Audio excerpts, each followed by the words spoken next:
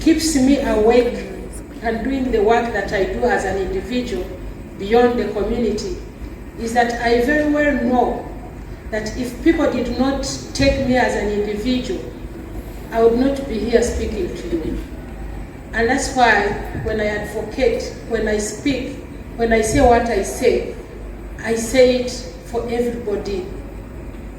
Because there's a time, Madam Moderator, Stella, we were in Kigali, I remember. We were in a big meeting, bigger than this one. And we were struggling for our lives as Africans, as people living with HIV. And somebody stood up and said, you know what? Africans are not ready for treatment because they don't even have a watch. That time I didn't even have a watch on me. They don't even have fridges in their houses, and therefore it will be hard for them to start taking treatment. And my brain woke up very, very fast. I stood up and said, you know what? I remember my mother has a pot where we put water and it cools. And probably I'll put my medicine there and it will remain good. So we fought for some of the things.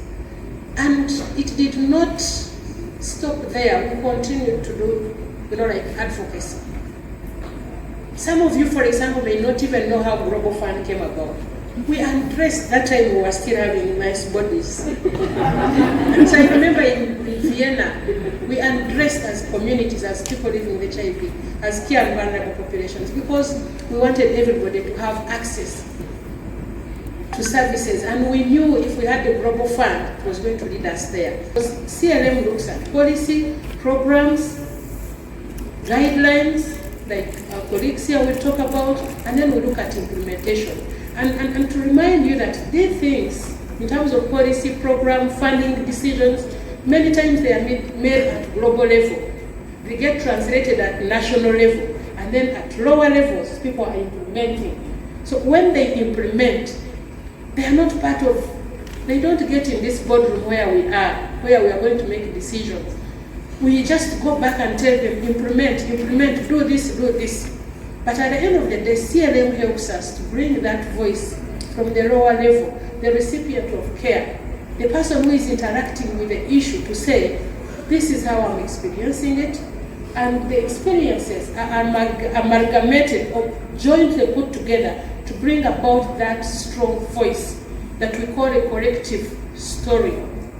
Again, the collective story should inform programs, policies, funding decisions, as well as implementation. That what I go through as an individual may not make sense in terms of programs, in terms of funding decisions, in terms of policy. But when we are a collective of people who are saying that, then it should help us to change that narrative.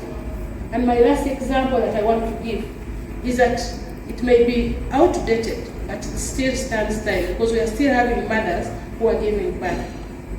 When I gave birth to that very boy that I'm talking about, I had spent about so many years talking about EMT, mother-to-child transmission, and how you can prevent it. And I was telling women, like there's formula fit. It is going to make you, give you a magic. Do it. And I did not know what I was talking about in relation to what I experienced. But when I gave birth and I started doing formula fit, the experience was different. For a programmer, it is okay to say, we are going to give you this, do it. But for the person experiencing it, it becomes difficult. Because here I had to wake up in the night to look for a flask, which I didn't have then, to look for water and make it a little warmer, mix the milk, and then you feed the baby. The baby is crying, you don't know what to do, and then you give the milk, he continues crying, you don't know whether he's not, whether he has not, or whether it is making him not, so the experience was completely different from what I was telling women. And I said, if I had gone through this before, my story and what I told women would be different. And last but not least, that I want to reflect on, that speaks to what you asked me, is that recently when I went to my clinic to pick my medicine, the counselor told me, you know what, you have to go back to the counseling room. And then I was like, why? because I had defaulted. I said, no, I have not defaulted. I was away and I was able to get medicine elsewhere, except that I did not inform you. So I had to go back to the starting point, where you go through the counseling, like basically I had to go back. And I was like, really?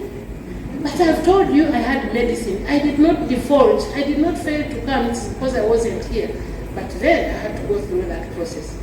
So if we have all those stories told through our CLM and we pick them and we bring them, then we are able to have, for example, differentiated service delivery models that speak to the needs and priorities of different people at different levels in different situations.